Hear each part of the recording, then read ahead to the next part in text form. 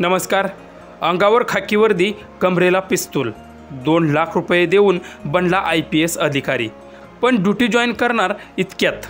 पुढे सविस्तर बातमी पाहण्याआधी चॅनलवरती तुम्ही नवीन असाल तर आपला आरजी मराठी न्यूज चॅनल जरूर सबस्क्राईब करून घ्या. देशातील सर्वाधिक IAS आणि IPS अधिकारी हे बिहार राज्यातूनच येत असतात असं बोललं जातं. बिहारचे तरुण स्पर्धा परीक्षांमध्ये सातत्याने यश मिळवत आले आहेत, पण काही महाभागांना परीक्षा न देताच IPS आणि IAS व्हायचं असतं. आणि असाच एक 18 वर्षीय तरुण IPS बनला आणि पुढे त्याचं काय झालं ते पहा. मिथिलेश कुमार हा 18 वर्षीय तरुण, याला मनोज सिंह या व्यक्तीने मिथिलेशला IPS बनवण्याचं स्वप्न दाखवलं. यामुळे मिथिलेश याला त्याची भुरळ पडली. तेव्हा मनोज सिंह याने मिथिलेशला मला 2 लाख रुपये दे, तुला मी IPS बनवतो. तेव्हा मिथिलेशही यासाठी तयार झाला आणि मनोज सिंह याला मिथिलेशने 2 लाख रुपये दिले.